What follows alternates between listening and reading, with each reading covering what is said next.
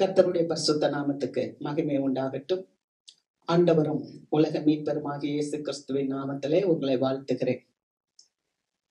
இன்றைக்கு காலகட்டத்துல நம்ம வாழ்ந்து கொண்டு இருக்கிறோம். இந்த சூழ்நிலைகளை பார்க்கும்போது ஒரு கடைசி காலத்துல வாழ்ந்துட்டு இருக்கோம். எங்க பார்த்தாலும் போர்கள், எங்க பார்த்தாலும் உண்மை இல்லை, அநீதியான காரியங்கள், எங்க பார்த்தாலும் தொய்வுகள், பல வரிச்சுமைகள், நிறைய விலைவாசி ஏற்றங்கள், இதெல்லாம் பார்க்கும்போது மனுஷனுக்கு என்ன வருதுன்னா ஒரு தொய்வு வருது, ஒரு மன கஷ்டம் வருது. ஆனா கிறிஸ்தவ பிள்ளைங்க, ஆண்டவருக்குரிய பிள்ளைங்க மன கஷ்டப்படக்கூடாது. மாறாக நம்ம என்ன கொள்ளணும்னா ஆண்டவருக்குள்ள பலன் கொள்ளணும். இந்த பயங்கரமான உலகத்துல, இந்த போராட்டமான உலகத்துல, இந்த அநீதியான உலகத்துல நம்ம வெற்றி கொள்ளணும் அப்படின்னு சொன்னா நம்ம யார நோக்கி பார்க்கணும் அப்படின்னா ஆண்டவரை நோக்கி பார்க்கணும். அல்லேலூயா. இயேசுவானவர் இந்த உலகத்துல வாழ்ந்த போது அவர் நிறைய இடத்துல பேசினார். அப்படி பேசும்போது சொல்லுவாரு, நீங்க கவனித்து பாருங்கள். கவனித்து பாருங்கள் அப்படின்னா பார்க்கிறோம், ஆனா எப்படி பார்க்கணும்? கவனித்து பார்க்கணும். அவர் சொல்றாரு ஒரு இடத்துல, ஆகாயத்து பறவைகளை கவனித்து பாருங்கள். நம்ம பார்க்கலையா? காக்காவை பார்க்கலையா? நிறைய கிளிகள் கூட்டம் கூட்டமா போகுது, பார்க்கலையா? வரும்போது கூட பார்த்தேன், இங்க பாரியா மைனாவை பாரு அப்படின்னு நான் சொல்லிட்டு வந்தேன். பாக்குறோம். ஆனா ஆண்டவர் ஒரு வார்த்தை சொல்றாரு. என்ன சொல்ற? நீ கவனிச்சு பாரு. அப்ப கவனித்து பார் அப்படின்னா ஏதோ ஒண்ணு சொல்ல வர்றாரு. அல்லேலூயா. என்ன சொல்ல வர்றாரு அப்படின்னு சொன்னா, அவர் சொல்றாரு, இந்த காக்காவை பாக்குற, இந்த குருவிய பாக்குற, இது எங்கேயாவது போய் விதைக்குதாப்பா? வயல் வாங்கி விதைக்குதா? அது தண்ணி பாய்ச்சி, நீர் பாய்ச்சி, ஆள் வச்சு, சால் ஓட்டி, ஏரோட்டி அது விவசாயம் பண்ணுதா? எதுவுமே இல்லை. இல்ல களஞ்சியத்துல போய் சேர்த்து வைக்குதா? இல்ல. ஆனா அதையெல்லாம் பரமபிதா பிள்ளை பூட்டுகிறார். அதுக்கெல்லாம் ஆண்டவரை ஆசீர்வதிக்கிறார். அப்ப நான் உன்னை ஆசீர்வதிக்க மாட்டேனா? என் பிள்ளைதானே நீங்க, நான் உங்களுக்கு தேவைகளை சந்திக்க மாட்டேனா அப்படின்னு இயேசுவானவர் சொல்லி அத கவனிச்சு பார் அப்படின்றார். அல்லேலூயா. அப்ப ஒரு பொருளை நம்ம பாக்குறோம் அப்படின்னா அதை நம்ம என்ன பண்ணணும்னா கவனிச்சு பார்க்க நம்ம கத்துக்கிடணும். வேதத்துல கூட ஆண்டவர் எபிரேய மக்களுக்கு சொல்றாரு, 3வது அதிகாரம் 1வது வசனத்துல, பிரதான ஆசாரியனாகிய அப்போஸ்தலர் யாரு? இயேசு கிறிஸ்து, அவரை கவனித்து பாருங்கள் அப்படின்னு சொல்லப்பட்டிருக்கு. அப்ப நம்ம இயேசுவை கூட கவனிச்சு பார்க்கணும். என்ன அப்படின்னா, இந்த எபிரேய மக்கள் எப்படிப்பட்டவங்கன்னா யூதர்கள். இவர்கள் இயேசுவை அறிந்தவர்கள். ஆனா ஒரு காலகட்டத்துல இவங்க ஆவியில தோய்ந்து போயிட்டாங்க. தோய்ந்து போய் ரொம்ப பிரச்சனை ஆகி ஆண்டவரை விட்டு வழி விலகி கொஞ்சம் கொஞ்சமா பின்வாங்குறாங்க. இப்படிப்பட்ட சூழ்நிலையில பரிசுத்த ஆவியானவர், நீங்க அப்போஸ்தலரா இருக்கிற இயேசு கிறிஸ்துவ கவனித்து பாருங்கள் அப்படின்றாங்க. இந்த இயேசு கிறிஸ்துவ நம்ம கவனிச்சு பாருன்னு சொல்லும் போது பிலிப்பியருக்கு பவுல் ஒரு கடிதம் எழுதினார். அதுல 2வது அதிகாரம் 7, 8, 9 வசனங்களை வாசிக்கும் போது இயேசுவானவரை பத்தி ஒரு பதிவு இருக்கு. என்னன்னா, இயேசுவானவர் தம்மை தாமே வெறுமையாக்கி அடிமையின் ரூபம் கொண்டு மனுஷ சாயலானார். அவர் மரண பரியந்தமும் அவர் அடிமையின் ரூபம் அடித்து அவர் சிலுவையின் முடிவு பரியந்தம் அப்படி செய்தார். ஆகவே ஆண்டவர் அவரை எல்லா நாமத்துக்கும் மேலாக உயர்த்தினார் அப்படின்னு சொல்லப்பட்டிருக்கு. இப்ப இந்த 3 வசனத்துல பார்க்கும்போது 5 காரியங்கள் இருக்கு. இயேசுவானவர் முதலாவது என்ன செஞ்சாராம்? தம்மை வெறுமையாக்கினார். அல்லேலூயா. பொதுவாவே வெறுமையாக்குறது நமக்கு பிடிக்காது. ஆனா தெய்வீக சுபாவம் என்னன்னா அது வெறுமையாக்குற ஒரு சுபாவம். இயேசுவானவர் ஒரு வெற்றி உள்ள வாழ்க்கை வாழ்ந்தார் அப்படின்னா அதுக்கு முதல் காரணம் இயேசுவானவர் தம்மை வெறுமையாக்கினார். எதுல அவர் வெறுமையாக்கினார் அப்படின்னு சொன்னா, இயேசுவானவர் தம்முடைய பதவி, தம்முடைய புகழ், தம்முடைய பிரஸ்தாபம், அவருடைய சிங்காசனம், ஏன்னா அவர் சிங்காசனத்துல வீற்றிருந்தவர்.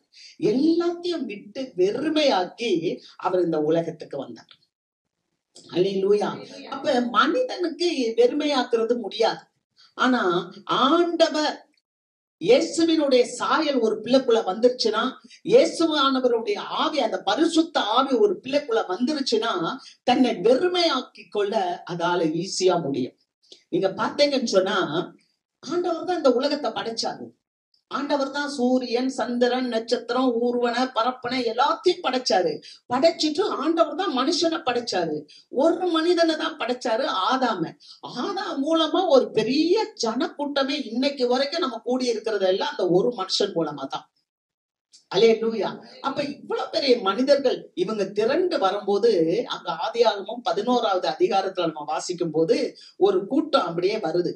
அவங்க சினேயா தேசத்துல வரும்போது அவங்க என்ன நினைக்கிறாங்களா, நமக்கு ஒரு நகரத்தை கட்டுவோம், நமக்கு ஒரு கோபுரம், வானளவான ஒரு கோபுரத்தை உண்டாக்குவோம், நமக்கு பேர் உண்டாகும்படி அதை செய்வோம்ன்றாங்க.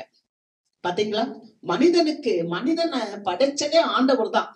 ஆனா இந்த மனிதன் சொல்றான், நமக்கு பேர் உண்டா இருக்கும்படி வானளவான ஒரு கோபுரத்தை கட்டுவோம். இன்னைக்கு நிறைய பேர் அப்படிதான், அவங்க ஒரு கோபுரத்தை கட்டுறாங்க, அவங்களுக்கு பேர் வேணும்னு நினைக்கிறாங்க. ஆனா நம்ம ஆராதிக்கிற தேவன் எப்படிப்பட்டவர் தெரியுமா?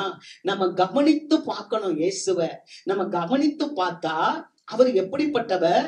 அவர் எல்லாவற்றையும் துறந்துட்டார். பதவி, புகழ், பேரு, பரலோகத்துல இருக்கிற சிம்மாசனம் எல்லாத்தையும் அவர் திறந்து அவர் அப்படியே கீழே இறங்கி வந்துட்டாருன்றத பாக்குறோம். அல்லேலூயா. பாருங்க, ஒரு முறை இயேசுவானவர் சொல்றார், நீங்க வீட்டுல படிச்சு பாருங்க, மார்க்கு புஸ்தகம் 3வது அதிகாரம் 11, 12 வசனங்களை நீங்க வீட்டுல போய் படிச்சு பாத்தீங்கன்னா, அங்க பிசாசு பிடித்த ஒரு மனுஷன் வந்து ஆண்டவரை பார்த்து பேசுறாரு, நீ தேவனுடைய குமாரன் அப்படின்னு சொல்லி. அல்லேலூயா. ஒரு பிசாசு பிடிச்சவன் வந்து ஆண்டவராகிய இயேசு கிறிஸ்து முன்னால விழுந்து நீ தேவனுடைய குமாரன் அப்படின்னு சொல்லும் போது ஆண்டவர் இயேசு சொல்லுகிறார், நீ என்னை பிரசித்தம் பண்ணாதபடிக்கு கண்டிப்பா உனக்கு கட்டளை இடுகிறேன். அல்லேலூயா. இந்த உலகத்துல ஒரு சாதாரண மனுஷன் வந்து ஒரு மனுஷனை அல்லோ தலைவரேன்னா அவனுக்கு அப்படியே கிரீடம் வந்துடும் இல்ல, என்ன தலைவரே எப்படி இருக்கிறீங்க அப்படின்னா உடனே அவனுக்கு ஒரு மகிழ்ச்சி வந்துடும். ஆனா தலைவராவே இருக்கிறவரு, ஒரு உலகத்தையே படைத்த, அந்த சராசரத்தை படைத்த ஒரு பெரிய தெய்வம், அவர் இறங்கி வந்து இருக்கிறாரு. ஆனா ஒரு பிசாசு வந்து அவருக்கு முன்னால நீ தேவனுள்ள குமாரன் அப்படின்னு சொல்லி அவரை பேசும்போது, என்ன பேசாத, என்ன பிரசித்தம் பண்ணாத அப்படின்றார். அல்லேலூயா. அப்ப ஆண்டவர் அந்த அளவுக்கு தன்னை வெறுமையாக்கி வெறுத்து இந்த உலகத்துக்கு வந்தார். தேவ பிள்ளைங்க முதலாவது நம்முடைய வாழ்க்கையில நம்மளை வெறுக்கணும். ஏன்னா அதைத்தான் ஆண்டவர் சொல்றார், ஒருவன் தன்னைத்தானே வெறுக்காவிட்டால் இந்த உலகத்துக்குள்ள இந்த ஊழியத்துல வர முடியாது. ஆமென். தனக்கு உண்டானவை எல்லாவற்றையும் வெறுக்க கத்துக்கிடணும். அப்படி வெறுக்க கத்துக்காம ஒரு சுயம் இருக்கிறனாலதான் குடும்பத்துல ஒரு பைண்டிங் இல்லை. குடும்பத்துல ஒரு பைண்டிங் இல்லாம போறதுக்கு, ஒரு இணக்கம் இல்லாமல் போறதுக்கு காரணமே என்னன்னு சொன்னா, சுயத்தை வெறுக்கிறது இல்லை. அல்லேலூயா. ஏன்னா கடைசி காலம் கொடிய காலம் என்று சொல்லப்பட்டிருக்கிறது. ஆனா ஆண்டவரை நமக்கு முன்மாதிரியாக கொள்ள வேண்டும். அல்லேலூயா. 2வது காரியம் நம்ம அங்க பாக்குறோம், இயேசுவானவர் எப்படி வர்றாருன்னா அடிமையின் ரூபம் எடுத்து வருகிறார். இங்க நல்லா கவனிங்க, ஒரு அடிமைக்கும் ஒரு வேலைக்காரனுக்கும் வித்தியாசம் இருக்கு. ஒரு வேலைக்காரன் காலையில வேலைக்கு போறான்னு வச்சுக்கோங்களேன், நான் 9 மணிக்கு வேலைக்கு போறேன், சாயந்தரம் 6 மணி வரைக்கும் வேலைக்கு இருக்கிறேன், எனக்கு கூலி கொடுன்னு கேட்க முடியும் வேலைக்காரன். ஆனா ஒரு அடிமை பாருங்க, அவன் எவ்வளவு நேரம் வேலை பண்ணாலும் எனக்கு கூலி கொடுன்னு கேட்க முடியாது. அவனுக்கு நேரம் கிடையாது, அவன் உழைத்து கொண்டே இருக்கணும். ஒரு வேலைக்காரனை வந்து ஒரு சர்வெண்ட் அப்படின்னு சொல்லிடலாம். ஆனா ஒரு அடிமைய வந்து ஒரு சர்வெண்ட்னு சொல்ல முடியாது, அவன் ஒரு ஸ்லேவ். நீங்க வேலை ஸ்தலத்துக்கு தான் போனீங்கன்னா சிலரை வந்து கான்ட்ராக்ட் பேசிஸ்ல பேசுவாங்க, பாண்ட்ல கூப்பிடுவாங்க, இத்தனை வருஷம் நீங்க வேலை அப்படின்னும் போது அவ்வளவு தூரம் இருந்தாலும் அந்த இடத்துல கட்டுப்பட்டுதான் அங்க வேலை செய்யணும். அது போலதான் இயேசுவானவர் இந்த உலகத்துக்கு வரும்போது அவர் அப்படியே ஸ்லேவா, அவருக்குன்னு எதுவுமே இல்லை, அவர் எதையுமே வாய் திறந்து பேச முடியாது. அப்படிப்பட்ட ஒரு சூழ்நிலையில அவர் இந்த உலகத்துல வந்து வாழ்ந்தார். அநேகர் இந்த உலகத்துல பேசினாலும் இயேசுவானவர் வாய் தரவாம இருந்தார். அங்க வசனம் ஏசாயா சொல்றாரு, அவர் மயிர் கத்தரிக்கிற ஆட்டுக்குட்டிய போல இருந்தார், வாய் தரவாம இருந்தார். அந்த அளவுக்கு ஒரு அடிமையின் ரூபம் எடுத்து ஆண்டவராகிய இயேசு இந்த உலகத்துக்கு வந்தார். அப்ப நம்ம இந்த உலகத்துல நம்ம வாழும் போது நம்மளும் எப்படிப்பட்ட வாழ்க்கைய வாழ்றோம் பாருங்க. அவர் தேவன், அவர் தேவனா இருந்து அவர் என்ன பண்ண தெரியுமா? சீஷர்களுடைய கால்களை கழுவினார். யோவான்ல வாசிக்கிறோம் 13வது அதிகாரத்துல சீஷர்கள் தன்னை பின்பற்றினவர்களுடைய கால்களை கழுவினார் அப்படின்னு பாக்குறோம். இவர் ஒரு பெரிய யூத குலத்துல பிறந்தவர், இவர் ஒரு அண்ட சராசரத்தை உண்டாக்கினவர், அவர் பெரிய தெய்வம். ஆனா சாதாரண ஒரு மீனவர்கள் தான், இயேசுவை பின்பற்றுகிறவர்கள் தான். ஆனா அவர்களுடைய கால்களை கழுவினார். யோசித்து பாருங்க. அப்ப இன்னைக்கு நாம என்ன செய்யணும்? நம்மை பின்பற்றுகிற நம்முடைய மக்களை இயேசு கிறிஸ்துவ போல நாம் நேசிக்கணும்.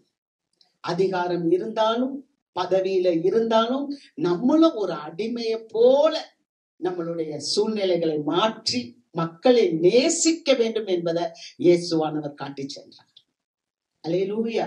இன்னைக்கெல்லாம் ஏதாவது நம்ம நாடு ஜனநாயக நாடு, மக்களுக்காக மக்களால் மக்களே ஏற்படுத்துகிற நாடு இல்லையா? அதான் மக்களாட்சி. ஆனா இன்னைக்கு மக்களாட்சின்றதே ரொம்ப மங்கி கொண்டு இருக்கு. காரணம், பதவியில இருந்தா நம்ம எது வேணாலும் செய்யலாம் அப்படின்ற ஒரு லெவலுக்கு இப்ப வந்துட்டாங்க. ஆனா ஒரு 20 வருஷத்துக்கு முன்னால, ஒரு 25 வருஷத்துக்கு முன்னால அப்படி இல்லை. அப்பெல்லாம் ஒரு தனி மனிதனுடைய கருத்துக்கு கூட சுதந்திரம் இருந்துச்சு. அவனுடைய தேவைகளை கூட நிறைவேற்றும்படி அரசாங்கங்கள் செயல்பட்டுச்சு. ஆனா இப்ப வர்ற காலத்துல எல்லாம் பார்த்தா அரசாங்கங்கள் கூட எப்படி இருக்குன்னு சொன்னா அவர்களுக்கு ஏற்றபடித்தான் அரசாட்சி பண்ணுகிறாங்களே ஒழிய மக்களுடைய தேவைகளை சந்திக்கணும் அப்படின்றது இல்லை. அதனாலதான் இயேசுவானவர் ஒரு பெரிய ராஜாதி ராஜாவா இருந்தாலும் அவர் அடிமையின் ரூபம் கொண்டு தன்னை பின்பற்றி வந்த சீஷர்களுடைய கால்களை கழுவி அவர் மாதிரியை பின்வைத்து போனார். அல்லேலூயா. அவர் ஒரு மாதிரியை காண்பித்து போனார். அநேக நேரத்துல நம்ம கூட நம்ம வாழ்க்கையில ஒரு தவறுகள் அப்படின்னு ஒண்ணு நடந்துருச்சுன்னா உடனே ஒரு சுயநீதி ஏதாவது சொல்லி நம்மளையே நம்ம சமாளிச்சுக்கிறோம். இதனாலதான் நான் இப்படி பண்ணிட்டேன் அப்படின்னு ஏதாவது ஒரு காரியத்தை சொல்லுறோம். ஆனா இயேசுவானவர் அது கூட சொல்ல முடியாத அளவுக்கு அவர் அடிமையின் ரூபமாக இந்த உலகத்துல வந்து வாழ்ந்தார். அவர் வாழ்க்கையில அவர் எதுவுமே சொல்ல முடியாது, வாய் திறந்து சொல்ல முடியாது. அந்த அளவுக்கு ஒரு அடிமையாக இருந்தார். அப்ப இன்றைக்கு அப்படிப்பட்ட ஒரு காரியங்களை நம்மளும் கற்றுக்கொள்ளும் போது நம்முடைய வாழ்க்கையில ஒரு சந்தோஷமும் ஒரு வெற்றியும் கிடைக்கும். ஆமென். மூன்றாவது, அவர் மனுஷ சாயலானார். இது ரொம்ப முக்கியம். எப்படின்னா, முதலாவது அவர் தம்மை வெறுமையாக்கினார். ரெண்டாவது அவர் அடிமையின் ரூபம் எடுத்தார். அடிமைனா எப்படி? அவரால் எதுவுமே செய்ய முடியாது. எந்த ஒரு ஆசீர்வாதங்களும் எந்த ஒரு வேலைகளும் மற்ற மனிதர்கள்ட்ட இருந்து ஒரு அடிமை கேட்க முடியாது. அல்லேலூயா. ஒரு அடிமை கிட்ட அவனுக்குன்னு எதுவுமே இருக்காது. ஆமென். ஒரு அடிமை எதையாவது ஒண்ண பயன்படுத்துறாருன்னா அந்த அடிமை அந்த எஜமானுடைய சொத்தை தான் பயன்படுத்த முடியும். அந்த அடிமைக்கென்று சொத்துக்கள் இருக்கா. ஒரு அடிமை எப்போதும் எஜமானுடைய காலை தான் கழுவுவான். ஆனா இயேசுவானவர் சீஷர்களுடைய கால்களை கழுவுகிற ஒரு அடிமையாக இந்த உலகத்துக்கு வந்தார். அல்லேலூயா. மார்க் 10வது அதிகாரம் 45வது வசனத்துல வாசிக்கும் போது அவர் சொல்லுகிறார், நான் ஊழியம் கொள்ளும்படி இந்த உலகத்துக்கு வராமல் ஊழியம் செய்யும்படி இந்த உலகத்துக்கு வந்தேன்னு சொல்றார். அல்லேலூயா. இதெல்லாம் நமக்கு ஒரு பாடம். இன்னைக்கு பாருங்க, என்ன ஒண்ணு தேவைனாலும் மக்கள் மக்கள் மக்கள் என்று சொல்லி ஏதாவது ஒண்ணு போட்டு இந்த உலகத்துல இல்லையா ரொம்ப நம்மளை பிடுங்குறாங்க. ஆனா இயேசுவானவர் அப்படி அல்ல. இயேசுவானவர் அவர் ஊழியம் கொள்ளும்படி வரல, நம்ம கிட்ட இருந்து பெறணும் வரல, நமக்கு செய்யும்படி வந்தார், நமக்கு கொடுக்கும்படி வந்தார். அல்லேலூயா. அதுதான் அடிமையானார். அல்லேலூயா. ஆகவேதான் அவர் அடிமையாக மாத்திரமல்ல மனுஷ சாயலானார். யோசித்து பாருங்க, அவர் ஒரு பெரிய சிருஷ்டிகர். அவர் வானத்தை உண்டாக்கினவர், மனுஷனெல்லாம் உண்டாக்கினவர். ஆனால் அந்த சிருஷ்டிகரே தன்னை ஒரு சிருஷ்டியாக மாற்றிக்கொண்டார். அல்லேலூயா. படைத்தவரே படைக்கிறவரே தன்னை ஒரு படைப்பாக அவரே மாற்றிக்கொண்டார். என்ன தெரியுமா? ஒரு மகனாக ஒரு தாயின் இடத்துல, ஒரு கன்னி மரியாள் இடத்துல வந்து பிறந்தார். தன்னுடைய காரியங்கள் எல்லாத்தையும் அப்படியே சுருக்கிக்கிட்டார். ஒரு பிள்ளையா, ஒரு நல்ல பெற்றோருக்கு ஒரு மகனாக இயேசுவானவர் இந்த உலகத்துல வந்து பிறந்தார். நீங்க யோசித்து பாருங்க, பரலோகத்துல இருந்தவர் ஆனா அந்த பூலோகத்துல வந்தார். ஆண்டவர் மனுஷனை எப்படி படைச்சார்? மண்ணினாலே படைச்சார். அவர் தன்னை மண்ணாக மாற்றிக்கொண்டார், ஒரு தூசியாக மாற்றிக்கொண்டார். மனிதனை ஆண்டவர் மண்ணினாலையும் தூசினாலையும் தான் படைச்சார். அப்ப அதற்கு இயேசுவானவர் தன்னை ஒப்பு கொடுத்தார். ஒரு மண்ணாக, ஒரு தூசியாக. மனுஷனை படைக்கும் போதும் ஆண்டவர் மண்ணில தான் படைச்சார். அவன் மரித்து அவன் அடக்கம் பண்ணும் போதும் மண்ணில தான் போவான் இல்லையா? அப்ப மரிக்கும் போதும் நம்ம சொல்லுவோம், மண்ணுக்கு மண்ணாக, தூளுக்கு தூளாக, சாம்பலுக்கு சாம்பலாக அந்த மனுஷனை போடுறோம். அப்ப அது மாதிரியே இயேசுவானவர் கூட மனுஷ சாயலாக நம்மை போன்ற ஒரு ரூபம் கொண்டு இந்த உலகத்துல வந்தார். ஆகவே தான் ஆண்டவர் சொல்றார், நம்ம 103வது சங்கீதம் 14வது வசனத்துல அங்க வேதம் சொல்லுகிறது, நம்மை மண் என்று அவர் நினைவு கூறுகிறார். அல்லேலூயா. நீங்களும் நானும் மண் என்பதை நம்ம நினைக்க வேண்டும். நம்மள ஆண்டவர் மண் என்று நினைவு கூறுகிறார். ஒரு மனுஷன் நான் ஒண்ணுமில்லை, நான் வெறும் மண்ணுன்னு நினைச்சிட்டா அந்த இடத்துல பிரச்சனையே வராது. ஒரு மனுஷன் தன்னை ஒண்ணும் இல்லை, நான் ஒரு மண்ணுலதான் உண்டாக்கப்பட்டிருக்கேன் அப்படின்னு நினைச்சிட்டோம்னா, குடும்பத்திலையும் சரி, வெளியிலையும் சரி, வேலை ஸ்தலத்திலையும் சரி, சமூகத்திலையும் சரி, உறவுகளிலும் சரி, எந்த ஒரு ஏற்றத்தாழ்வுகளும் இருக்கவே இருக்காது. அல்லேலூயா. ஒருவேளை இந்த கால வேளையில நீங்க நினைக்கலாம், நம்மளை மண்ணென்று ஆண்டவர் நினைவு கூறுகிறாரே. ஆமா, நம்ம மண்ணா இருக்கிறனாலதான் அங்க வேதம் சொல்லுகிறது, 113வது சங்கீதத்துல வாசிக்கிறோம், அவர் சிறியவனை புழுதியிலிருந்து தூக்குகிறார். அல்லேலூயா. சிறுமையானவர்களை, சிறியவர்களை, அங்க இங்கிலீஷ் புக்ல போட்டிருக்கு புவர் பீப்புள், புவர் பீப்புள், ஏழைகளை, எளியோர்களை, வேதனையில இருக்கிறவர்களை, தள்ளப்பட்டவர்களை அவர் எங்க இருந்து தூக்குறாராம்? புழுதியிலிருந்து தூக்கி விடுகிறார். He raised from the dust அப்படின்னு சொல்லப்பட்டிருக்கு. என்னன்னு சொன்னா, தூக்கி விட்டு கொண்டே இருக்கிறாராம் எலும்பும் வரைக்கும். நம்மளுடைய அப்பா இயேசு அவன் மனுஷ சாயலா வந்ததுனால அங்க வசனம் சொல்லுதுல்ல, அவர் தாமே சோதிக்கப்பட்டு பாடுபட்டதுனால சோதிக்கப்படுகிறவர்களுக்கு உதவி செய்ய அவர் வல்லமை உள்ளவராய் இருக்கிறார். அல்லேலூயா. அப்ப இது எபிரேயர் 2வது அதிகாரத்துல கடைசி வசனத்துல இதை வாசிக்கிறோம். அப்ப நம்ம அந்த சோதனையில போகும்போது நம்ம மண்ணுதானே விட்டுறது இல்ல, ஆண்டவர் உங்களையும் என்னையும் தூக்கி விடுகிறாராம். அவர் எளியவனை குப்பையிலிருந்து தூக்கி விடுகிறார். அவர் புழுதியிலிருந்து எடுத்து பிரபுக்களோடும் அதிபதிகளோடும் அமரச் செய்கிறார். அல்லேலூயா. அப்ப எவ்வளவு பெரிய காரியத்தை ஆண்டவர் செய்கிறார். ஒரு தூசியா இருக்கலாம், ஒரு மண்ணா இருக்கலாம், ஆனா நான் தூசி, நான் மண் என்று நம்ம உணரும் போது தேவன் நம்மளை உயர்த்துகிறார். நம்ம வாசிக்கிறோம் யோபுவுக்கு எழுதின புஸ்தகம், அங்கே வாசிக்கிறோம் 42வது அதிகாரம் 5-6 வசனங்களை நம்ம வாசிக்கும் போது அங்க யோபு பல காரியங்களை குறிச்சு புலம்பிக் கொண்டு இருக்கிறார். யோபு ஒரு பயங்கரமான ஒரு நீதிமான். ஆனா அந்த நீதிமானுடைய வாழ்க்கையில எவ்வளவோ இழப்புகள் எல்லாம் இழந்து விட்டார். பிள்ளைகளை எல்லாம் இழந்து விட்டார். சொத்து சுகத்தை எல்லாம் இழந்து விட்டார். தன் சரீரத்துல இருக்க சுகத்தை எல்லாம் இழந்து விட்டார். வெறும் பருக்களால் அவர் அப்படியே பாதிக்கப்பட்டு கொட்டாங்குச்சி எடுத்து போட்டு சுரண்டி கொண்டே இருக்கிறார். நண்பர்கள் வருகிறார்கள், நண்பர்கள் அவருக்கு ஆறுதல் சொல்ல முடியவில்லை. நண்பர்கள் அந்த யோபுவை பார்த்து குற்றம் சாட்டுகிறார்கள், நீ பாவம் செய்து இருக்கிறாய், ஆகவே தான் உனக்கு இந்த பிரச்சனை என்று சொல்லுகிறார்கள். யோபு ரொம்ப வேதனையில அழுது புலம்பும் போது ஆண்டவர் யோபுவோடு பேசுகிறார். அல்லேலூயா.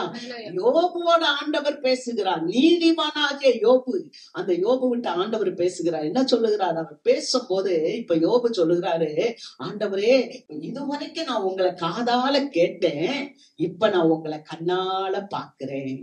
அல்லேலூயா. நான் இப்போ உங்களை கண்ணால பாக்குறேன். ஒரு மனுஷன் ஆண்டவரை பார்க்கணும். ஆண்டவரை நம்ம பார்க்க ஆரம்பிக்கணும், கவனித்து பார்க்கணும், இயேசுவை கவனித்து பார்க்கணும். அங்க சொல்லப்பட்டிருக்கு, அவர் இயேசுவ அந்த தெய்வத்தை அவர் பார்த்த உடனே சொல்றாரு, நான் அடுத்த வசனம் 6வது வசனம், நான் என்னை அருவருத்து. ஆண்டவரை பார்த்த உடனே யோபுக்கு தன்னை பார்க்கும் போது அருவருப்பு உண்டு. ஒரு மனுஷன் ஆண்டவரை தரிசனம் பண்ணிட்டா நம்ம மேல நமக்கே பிடிக்காது. ஆமென். ஏன்னா அவர் பரிசுத்தம் உள்ளவர், அவர் நீதி உள்ளவர், அவர் மகத்துவம் உள்ளவர், அவர் மகிமைக்கு உரியவர். அந்த தெய்வத்தை நம்ம பார்த்துட்டோம்னா நம்ம மேல நமக்கே அருவருப்பு வந்துடும். இந்த யோபு தெய்வத்தை பார்த்த உடனே அவர் தன்னை அருவருத்து தூளிலும் சாம்பலிலும் அமர்ந்து மனஸ்தாபப்படுகிறார். அல்லேலூயா.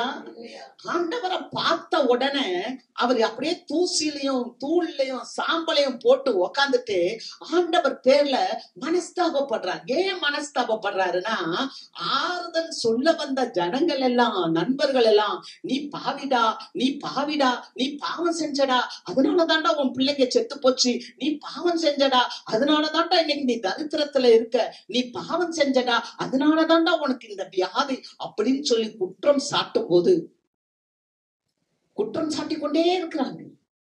யோபுவால முடியல. நண்பர்கள் சொல்லுகிறார்கள், நீ ஆண்டவரிடத்தில் மன்னிப்பு கேள் என்று சொல்லுறாங்க. ஆனால் இந்த யோபு ஆண்டவரை பார்த்த உடனே மன்னிப்பு கேட்கிறார். எதற்கு மன்னிப்பு கேட்கிறார் தெரியுமா? அவர் ரகசியமாக செய்த பாவத்துக்காக அல்ல. ஏனென்றால் அவர் பாவம் செய்யல, அவர் நீதிமான். ஆனா மன்னிப்பு கேட்டார். என்ன தெரியுமா? இவ்வளோ பெரிய தேவனை, இவ்வளோ பெரிய வல்லமையான தேவனை, இவ்வளோ பெரிய பரிசுத்தம் உள்ள தேவனை என்னுடைய அறியாமைனாலும் என்னுடைய செருக்காலம் நான் ஆண்டவரை குறை கூறி விட்டேனே. அல்லேலூயா. சில நேரங்கள்ல நமக்கு வருகிற பாடுகள்லயும் கஷ்டங்கள்லயும் நம்ம ஆண்டவரே உனக்கு கண்ணு இருக்கா, ஆண்டவரே, ஆண்டவரே உனக்கு இதெல்லாம் இருந்தா நான் ஏன் இவ்வளவு கஷ்டப்படுறேன், ஆண்டவரே நீ இருக்கியா என்று சில அதிகாமை வார்த்தைகள் நம்மகிட்டயும் வந்துருது இல்லையா? அல்லேலூயா. நமக்கிட்டே அந்த வார்த்தை வந்துருது இல்ல. ஆனா நம்முடைய தேவன் அன்பா இருக்கிறவர். அவர் அன்பா இருக்கிறவர். அவர் என்ன சொன்னார் தெரியுமா? எந்த நண்பர்கள் இந்த யோபுவை குற்றம் சாட்டினார்களோ அந்த நண்பர்களுக்காக ஜெபிக்க சொல்லும் போது உடனடியாக யோபு அந்த நண்பர்களெல்லாம் மன்னித்து அவர்களுக்காக ஜெபிக்க ஆரம்பித்தார். அல்லேலூயா. இதே காரியத்தை தான் ஆண்டவராகிய இயேசு கிறிஸ்துவ நமக்காக அந்த சிலுவையில செய்தார். அல்லேலூயா. ஆண்டவராகிய இயேசு கிறிஸ்துவும் நம்ம பாவிகளா இருக்கும் போதும், நம்ம ஆண்டவரை அறியாமல் இருக்கும் போதும், நம்ம இருளான சூழ்நிலையில இருக்கும் போதும் கூட இந்த இயேசு நம்ம தேடி வந்தார். அல்லேலூயா. நம்முடைய பாவங்களை எல்லாம் மன்னித்தார். அவர் சொல்லுகிறார், உன் பாவங்களை எல்லாம் மன்னித்து நான் என் முதுகுக்கு பின்னால நான் தூக்கி போடுகிறேன். அல்லேலூயா. அக்கிரமங்களை எல்லாம் மன்னிக்கிறேன், நோய்களை எல்லாம் மன்னிக்கிறேன் இயேசுவானவர் சொல்லுகிறார். ஆமென். நம்முடைய தேவன் எப்படிப்பட்டவர். ஆமென். அல்லேலூயா. மனுஷ சாயலானா, நம்ம தூசி, நம்ம ஒன்றுமில்ல. ஆனா நம்மளையே அந்த தூசி நம்ம நினைக்கும் போதுதான் ஒரு மனுஷன் எவ்வளவு பெரிய பரிசுத்தவனாக இருந்தாலும், ஒரு மனுஷன் எவ்வளவு பெரிய நீதிமானாக இருந்தாலும் அந்த மனுஷன் மனஸ்தாபப்பட முடியும். அல்லேலூயா. அல்லேலூயா. ஆண்டவராகிய தேவனை நம்ம கண்ணால பாத்துட்டோம்னா நம்ம அப்படியே மனஸ்தாபப்பட ஆரம்பிச்சிடும். நம்ம வாழ்க்கையில ஆண்டவரை காண்கின்ற கண்கள் நமக்கு எப்போதும் இருக்க வேண்டும். ஆண்டவரை காண்கின்ற கண்கள் நமக்கு எப்போதும் இருக்கும் போதுதான் நம்ம எதிராளியை குறித்து நம்ம மனஸ்தாபப்படுவோம், நம்ம சூழ்நிலைகளை குறித்து நம்ம மனஸ்தாபப்படுவோம். அது வரைக்கும் நம்ம சுயம்தான் நம்மளை ஆண்டு கொண்டே இருக்கும். ஆனா ஆண்டவரை நம்ம பார்க்கணும். அல்லேலூயா. கர்த்தருக்கு மகிமை. மனுஷ சாயலானார். அவர் மனுஷ சாயல் ஆகும் போதுதான் ஒரு மனுஷனுக்கு என்ன காரியம் என்பது அவரால் உணர்ந்து கொள்ள முடியும். அதனாலதான் அவர் சொல்றார், அவனவன் தனக்கானவைகள் அல்ல பிறனுக்கானவைகளை நோக்குவனாக. கிறிஸ்தவ வாழ்க்கை அப்படின்றது எனக்காக வாழ்கிற வாழ்க்கை அல்ல, ஒரு சுய நிறைந்த வாழ்க்கை அல்ல. நான் வாழ வேண்டும், என் குடும்பம் வாழ வேண்டும், என்னுடைய காரியங்கள் இந்த உலகத்துக்கு ஒத்து நான் இல்லவே இல்லை. அல்லேலூயா. நீங்களும் நானும் பிரித்தெடுக்கப்பட்டவர்கள். நீங்களும் நானும் பரிசுத்தம் உள்ள ஜனங்கள். நீங்களும் நானும் அவருக்காக வாழ வேண்டியவர்கள். நீங்களும் நானும் அவரை போல் வாழ வேண்டியவர்கள். அல்லேலூயா, கர்த்தருக்கு மகிமை. அவர் மனுஷ சாயலானார். சில நேரங்கள்ல நம்ம வாழ்க்கையில நம்ம எல்லாவற்றையும் இழக்கக்கூடிய ஒரு சூழ்நிலை வரும். அப்படி இழக்கக்கூடிய சூழ்நிலை யோபுக்கு வரும்போது யோபுவை குற்றப்படுத்தினது போல நீங்களும் நானும் குற்றப்படுத்தக்கூடாது. அல்லேலூயா. ஏன்னா நம்ம தீர்க்கமா ஆண்டவர் பேசுகிறார், இயேசு பேசுகிறார். நம்ம லூக்கா எழுதின நற்செய்தி நூல் 18வது அதிகாரம் 29, 30 வசனங்களை வாசிக்கும் போது அங்க சொல்லப்பட்டிருக்கிறது, தன் வீட்டை விடு, தன் பெற்றோரை விடு, தன்னுடைய மனைவியை விடு, தன்னுடைய பிள்ளைகளை விடு, எல்லாத்தையும் விட்டு விட்டவன் எவனும் இம்மையில நூறத்தனையும் மறுமையில நித்திய ஜீவனையும் பெறுவான். அல்லேலூயா, அல்லேலூயா. கர்த்தருடைய நாமத்துக்காக சில இழப்புகள் வரும்போது மக்களை பார்த்து நம்ம குற்றப்படுத்துவதல்ல, மாறாக நாம் ஆண்டவருடைய நாமத்தை மகிமைப்படுத்த வேண்டும். சில இழப்புகள் வரும்போது முறுமுறுக்க கூடாது. சில இழப்புகள் வரும்போது இந்த யோபு கூட சில காரியங்களில் ஆண்டவரிடத்துல கேள்வி கேட்டுக்கொண்டே இருந்தார். ஆனால் இயேசுவானவர் மன்னிக்கணும், ஆண்டவர் பிதாவாகிய தேவன் பேசும்போது இப்ப யோபுக்கு ஒண்ணுமே பேச முடியல. ஆண்டவரே, நான் என்ன அருவருக்கிறேன் ஆண்டவரே, நீர் எவ்வளவு மகத்துவம் உள்ளவர், நான் எவ்வளவு செருக்காய் பேசிவிட்டேன். அல்லேலூயா. கிறிஸ்தவ வாழ்க்கை என்பது பெற்றுக்கொள்வது மாத்திரமல்ல, சில காரியங்களை இழக்கவும் நம்மளை ஒப்பு கொடுக்க வேண்டும். ஆமென். வேதம் சொல்லுகிறது, தன்னை இழக்கிறவன் பெற்றுக் கொள்கிறான், பெற நினைக்கிறவன் இழந்து போகிறான் என்று இயேசுவானவர் சொல்லுகிறார். சில நேரங்களில நம்முடைய வாழ்க்கையில வருகிற எல்லா காரியங்களிலும் நம்ம ஆண்டவருடைய சமூகத்துல போய் நம்ம ஆண்டவரிடத்துல ஒப்பு கொடுக்கும் போது ஆண்டவர் பெரிய காரியங்களை செய்கிறார். சங்கீதம் புஸ்தகம் 51வது அதிகாரம் வாசிக்கும் போது அங்க சொல்லப்பட்டிருக்கிறது, ஆண்டவர் நொறுங்குண்டதும் நறுங்குண்டதுமான இருதயத்தை புறக்கணியீர் என்று சொல்லப்பட்டிருக்கிறது. ஆமென். நொறுங்குண்டது, ஆண்டவர் நிமித்தமாக நம்ம நொறுங்கி போகும்போது நம்ம வாழ்க்கையில எத்தனை இழப்புகள் இருந்தாலும் ஈடு செய்வதற்கு நம்முடைய தேவன் போதுமானவராய் இருக்கிறார். அதுவரை நம்ம இயேசுவை நோக்கி பார்த்து கொண்டே இருக்க வேண்டும். அல்லேலூயா, அல்லேலூயா. நிச்சயமாக முடிவுண்டு, நிச்சயமாக முடிவுண்டு. அந்த குறிப்பிட்ட காலம் வரைக்கும் நம்ம ஆண்டவரை நோக்கி பார்க்க வேண்டும். நொறுங்குண்டதும் நறுங்குண்டதுமான இருதயத்தை கர்த்தர் புறக்கணியீர் என்று அந்த சங்கீதக்காரர் சொல்லுகிறார், தாவீது சொல்லுகிறார். நறுங்குண்டது என்று சொன்னார், தன்னுடைய குற்றத்தை உணர்ந்த இருதயத்தை தேவன் புறக்கணிக்க மாட்டார். யோபு நன்றாய் உணர்ந்தார். ஐயோ, நான் தேவனை இப்படியாய் பழித்து பேசிவிட்டேனே. அவர் உணர்ந்தார். உணரும் போதுதான் அவர் மீதிலே அவருக்கு அருவருப்பு வந்தது. அவர் தூளிலும் சாம்பலிலும் அமர்ந்து மனஸ்தாபப்பட்டார். ஐயோ, இத்தனை பெரிய வல்லமையான கர்த்தரை, அவருடைய பாதுகாப்பில் தான் நான் இருக்கிறேன். எத்தனை ஆடுகளை இழந்தாலும், எத்தனை செல்வங்களை இழந்தாலும், எத்தனை என் பிள்ளைகளை நான் இழந்தாலும், எத்தனை என் சரீர சுகத்தை நான் இழந்தாலும், இன்னும் நான் அவருடைய பாதுகாப்பில் தான் இருக்கிறேன் என்பதை நான் மறந்து விட்டு, தெய்வமே, உம்மை பழித்து பேசிவிட்டேனே, என்னை மன்னியும் என்று சொல்லி அவன் அங்கலாய்க்கிறான். அல்லேலூயா, அல்லேலூயா. அருமையான தெய்வ பிள்ளைகளே, நம்முடைய வாழ்க்கையில நாம் கர்த்தரை நோக்கி பார்க்க வேண்டும். நமக்கு முன்னோடியாய் வந்த இயேசுவை நாம் நோக்கி பார்க்க வேண்டும். நம்முடைய வாழ்க்கையை, நம்முடைய ஜீவியத்தை அவரோடு கூட நாம் ஒப்பிட்டு பார்க்க வேண்டும். அல்லேலூயா, கர்த்தருக்கு மகிமை. பாருங்க, முதலாவது அவர் தம்மை வெறுமையாக்கினார். வெறுமையாக்க முடியுமா? இந்த உலகத்துல பேரையும் புகழையும் விட்டு கொடுப்பாங்களா? ஒரு IPL கப்பு வாங்கினா கூட அந்த கப்பை தக்க வைத்துக் கொள்ள வேண்டும் நினைப்பாங்க இல்லையா? ஒரு மனுஷி சினிமால நடிக்கிறானா, நான் ரொம்ப ஆண்டுகள் நான் ஹீரோயினாவே தான் இருக்கணும்னு சொல்லிடுறேன். ஏன்? உலக பணக்கார பட்டியல்ல இருக்கிறவங்க கூட தங்களுடைய பணக்கார அந்த வரிசையை தக்க வைக்க வேண்டும் என்று நினைப்பாங்க.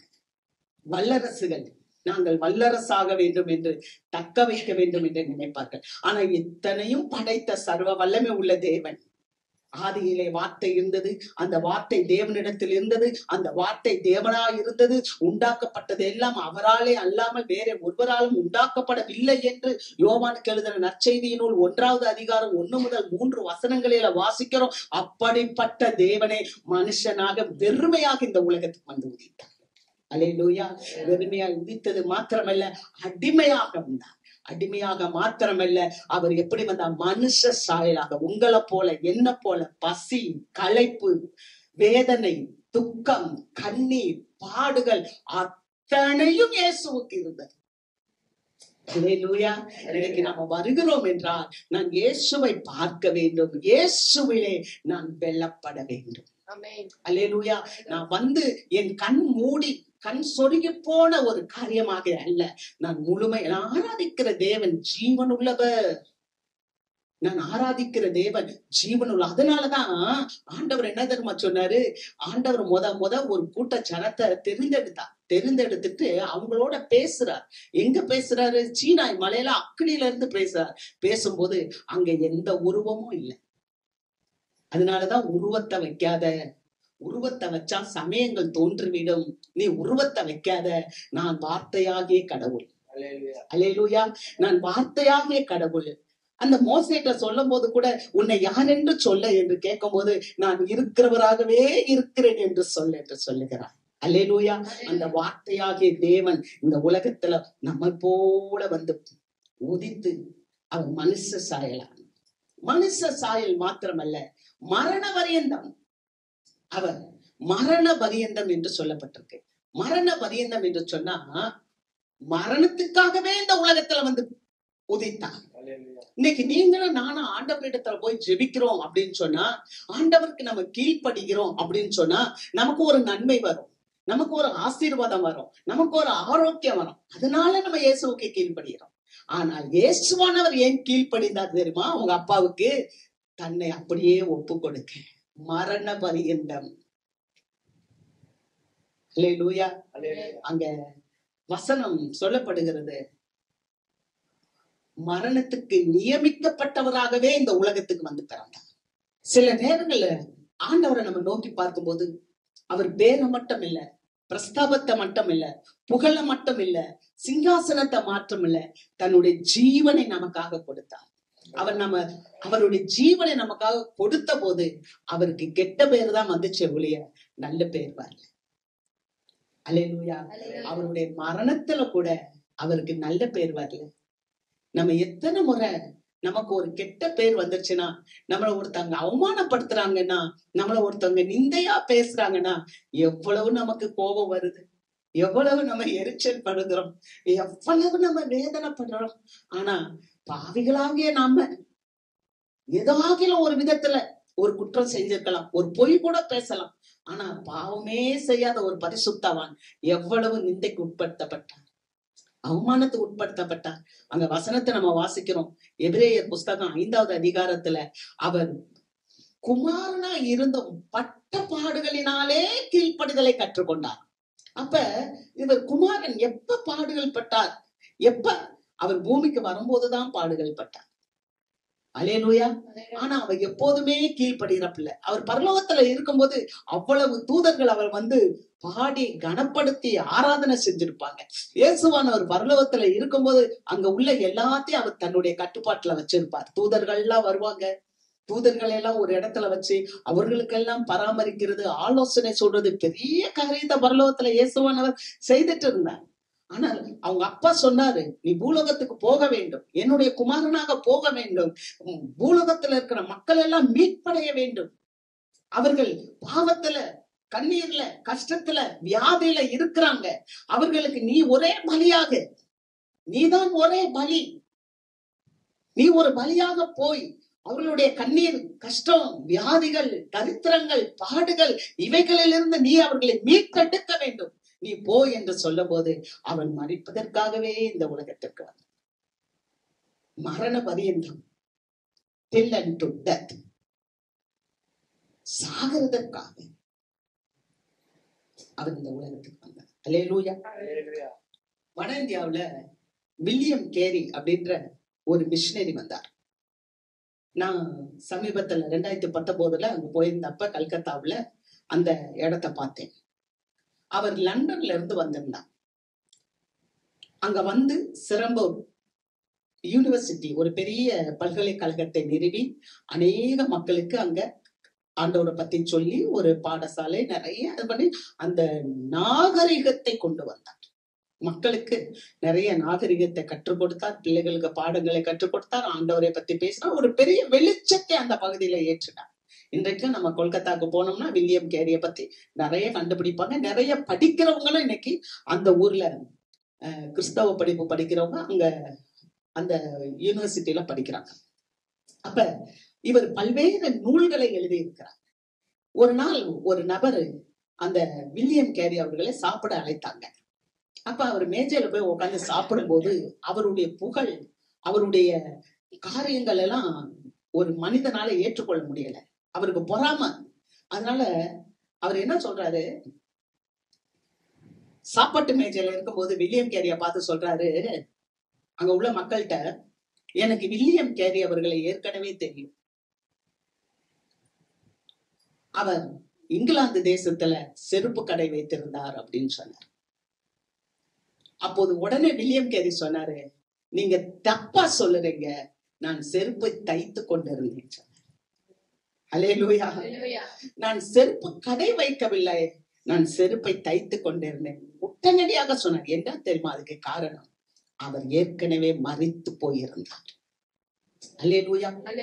அவர் தன்னுடைய பாவ வாழ்க்கைக்கு அவர் மரித்து ஒரு புதிய ஜீவனை வில்லியம் கேரி பெற்றிருந்தனாலதான் தன்னை பற்றி ஒரு மனிதன் அவமானமாக பேசினாலும் அந்த அவமானம் அந்த வில்லியம் கேரியை பாதிக்கவில்லை.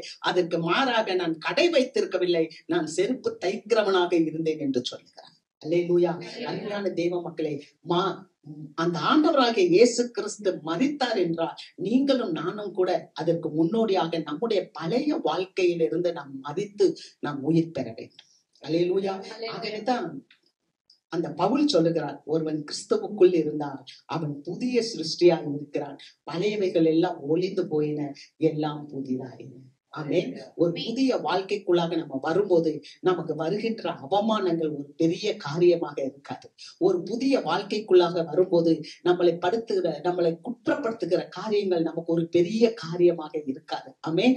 ஏன்னா இயேசுவானவரையே குற்றப்படுத்தி இருந்தார்கள். அவர் சொன்னார், என்னையே இவங்க ஏற்றுக்கொள்ளல, உங்களை ஏற்றுக்கொள்வாங்களா? என்ன குற்றப்படுத்தினாங்கன்னா உங்களையும் குற்றப்படுத்துவார்கள். அல்லேலூயா. கர்த்தருக்கு மகிமை. ஆக இப்படிப்பட்ட பெரிய தேவன் அவர் தம்மை வெறுமையாக்கினார், தம்மை தாழ்த்தினார், அவர் தாழ்மையின் ரூபம் எடுத்தார். மூன்றாவதாக மனுஷ சாயலானார். நாலாவது அவர் மரித்தோராய் இந்த உலகத்துக்கு மரிக்கிறதற்காக வந்தார். அல்லேலூயா. மரண பரியந்தம். ஐந்தாவது பார்க்கிறோம், சிலுவையின் மரண பரியந்தம். அல்லேலூயா. சிலுவையின் மரண பரியந்தம் அப்படி ஆனார். அதாவது சிலுவை சாவு அப்படின்றது ஒரு சாதாரணமான ஒரு சாவு இல்லைங்க. மரிக்கலாம், ஆனா நம்முடைய மரணம் எப்படி இருக்கிறது? சிலுவை சாவு என்று சொல்றது ஒரு பயங்கரமான குற்றவாளிக்கு கொடுக்கப்படுகிற ஒரு தண்டனை. ஆனால் இயேசுவானவர் குற்றமே செய்யவில்லை. அவர் பசியா இருந்தவர்களுக்கு உணவு கொடுத்தார், கண்ணில்லாதவங்களுக்கு கண்களை கொடுத்தார், அவர் குஷ்டரோகிகளுக்கு சொஸ்தப்படுத்தினார், அவர் செத்து போனவங்களுக்கு உயிர் கொடுத்தார். இப்படி நல்ல காரியங்களை தான் இயேசுவானவர் செய்தார். அதற்காக அவருக்கு கொடுக்கப்பட்ட ஒரு தண்டனை என்ன தெரியுமா? மரண தண்டனை. கொலை குற்றவாளி செய்த ஒரு பெரிய தண்டனையை இயேசுவுக்கு கொடுத்தாங்க. அந்த சிலுவை மரணம் அது அவமானம், நிந்தை. அப்படிப்பட்ட அந்த சிலுவை மரணத்தை அவர் உங்களுக்காக எனக்காக எடுத்துக்கொண்டார். கலாத்தியர் புஸ்தகத்துல பவுல் சொல்லுகிறார், 2வது அதிகாரம் 20வது வசனத்துல, நான் சிலுவையில் அறையுண்டு இருக்கிறேன், நான் கிறிஸ்துவோடு கூட சிலுவையிலே அறையுண்டு இருக்கிறேன், வாழ்வது நான் அல்ல, எனக்குள் இயேசு வாழ்கிறார் அப்படின்னு சொல்றார். அல்லேலூயா. நான் இப்ப உயிரோடு இருக்கிறது எனக்காக தம்மை தாமே ஒப்பு கொடுத்த இயேசுவானவருடைய அந்த விசுவாசத்தினாலே, ஆண்டவருடைய ஒரே பேரான குமாரனுடைய விசுவாசத்தினாலே நான் பிழைத்திருக்கிறேன்னு சொல்லுகிறார். ஆமென். அப்ப இயேசுவானவரோடு பவுலடியார் சிலுவையிலே அடிக்கப்பட்டதை சொல்லுகிறார். சிலுவையில் அடிக்கப்படுவது என்பது என்ன தெரியுமா? நம்மளை புறம் தள்ளுவது. நம்மளை இந்த சமூகம் ஏற்றுக்கொள்ளாது.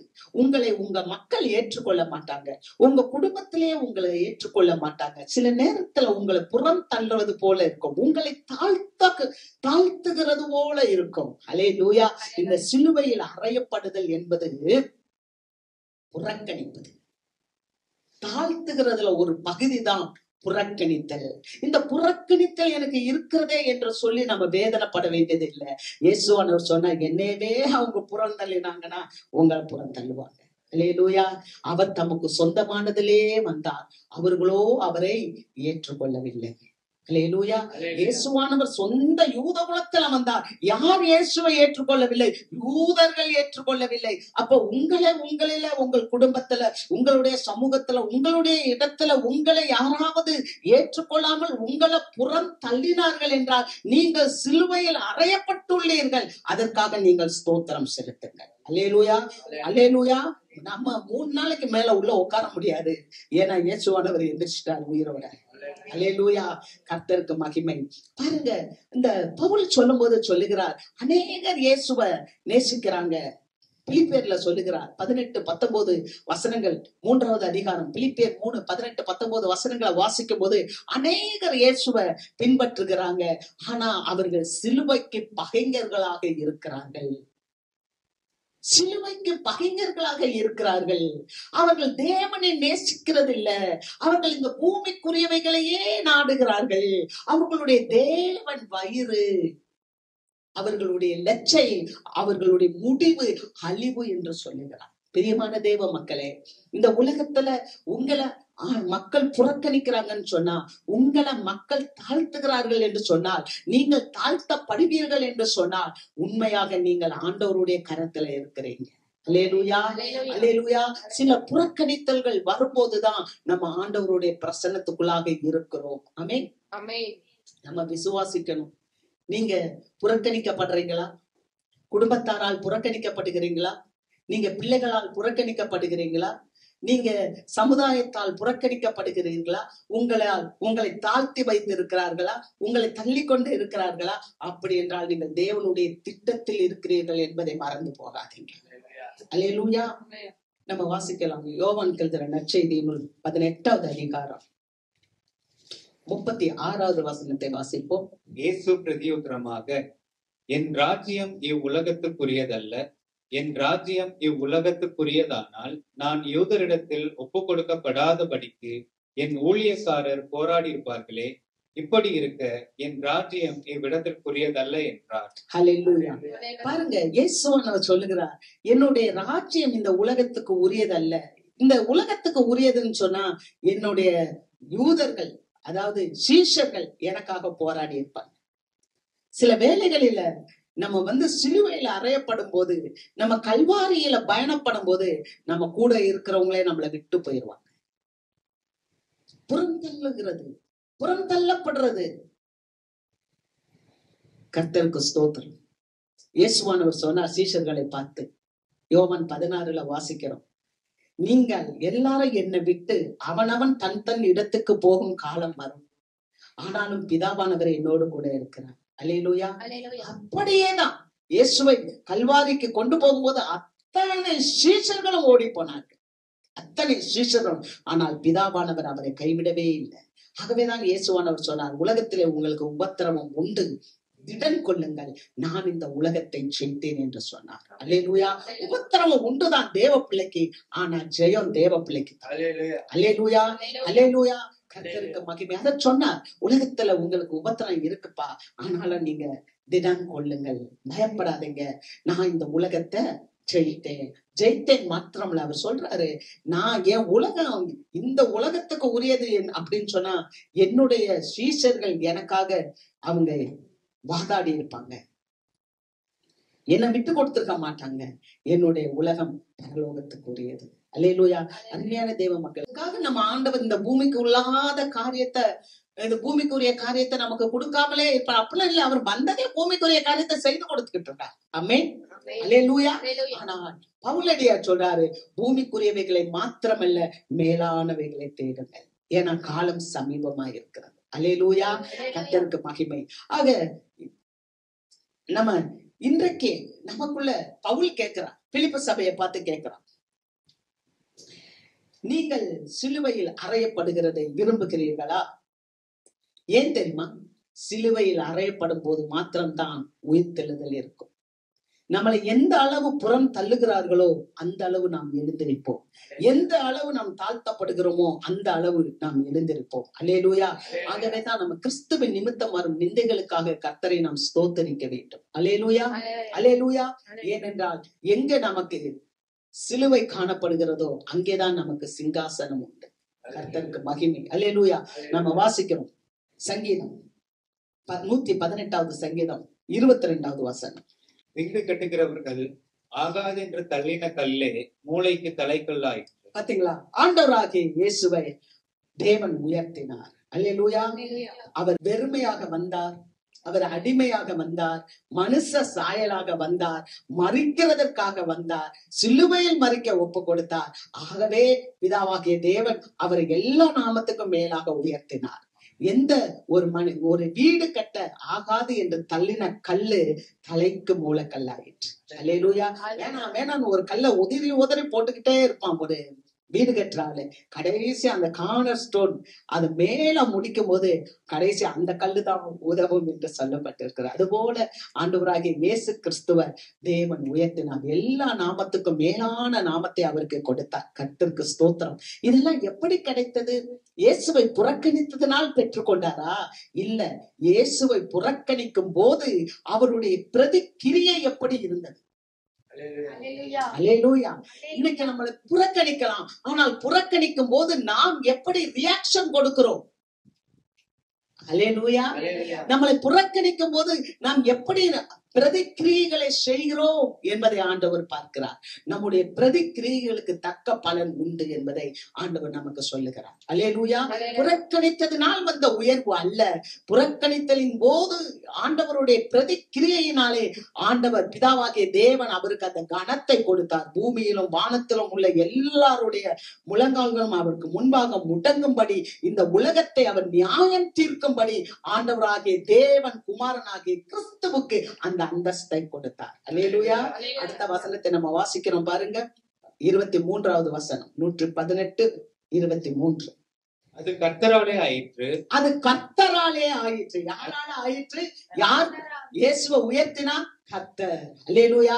பிதாதான் அனுப்பினாரு, பிதாதான் உயர்த்தினாரு. உங்களை பிதா அனுப்பியிருப்பார் என்றால், நம்மளை இயேசு அனுப்பியிருப்பார் என்றால் இயேசு நம்மளை உயிர்ப்பிப்பார். அல்லேலூயா. அது கர்த்தராலே ஆயிற்று. அது எல்லாருடைய கண்களுக்கும் ஆச்சரியமாயிற்று. அருமையான தேவ மக்களே, உங்களின் என்னையும் தேவன் உயர்த்த போவது உறுதி. அல்லேலூயா. அது கர்த்தராலே ஆகும். நீங்க நினைக்க வேண்டாம். நீங்க வசனம் சொல்லுகிறது, கிழக்கிலும் மேற்கிலும் தெற்கிலும் வடக்கிலும் இருந்து ஜெயம் வராது. தேவனுடைய பிள்ளைக்கு வானத்தின் வாசல் எப்போதும் திறந்திருக்கும். அங்க இருந்து நமக்கு ஜெயம் உண்டு. ஏமே, அது ஆச்சரியமாயிற்று. ஆண்டவர் உங்களை என்னையும் உயிர்ப்பித்து உயர்த்தும் போது அது எல்லாருடைய கண்களுக்கும் ஆச்சரியமாயிருக்கு. ஆகவேதான் சங்கீதக்காரர் அதை சொல்லுகிறார். அது ஆச்சரியமாக இருக்கிறது, அது தேவனாலே ஆயிற்று, அது ஆச்சரியமாயிருக்கு. அடுத்து சொல்றார், இது கர்த்தர் உண்டு பண்ணின நாள், இதிலே மகிழ்ந்து களி கூர்ந்து இருக்க கடவுள். அல்லேலூயா. கர்த்தர் இன்றைக்கு உண்டு பண்ணின நாள், இன்றைக்கு இரட்சணை நாள், இன்றைக்கே அனுக்கிரக காலம், இன்றைக்கே ஆண்டவராகிய தேவன் உங்களையும் என்னையும் இந்த புறக்கணித்தலில் இருந்து, தாழ்த்தப்படுதலில் இருந்து தேவன் உயர்த்துகிறேன். அல்லேலூயா. நீதியை செய்ய தேவனுக்கு வேலை வந்துவிட்டது என்று சொல்லியிருக்கிறார். இதை கேட்கிற பார்க்கிற அத்தனை பேருடைய வாழ்க்கையிலும் தேவன் அற்புதத்தை செய்கிறார். ஏமே. அல்லேலூயா. பெரிய காரியங்களை செய்வார். நம்ம அப்படியே எழுந்திருப்போம்.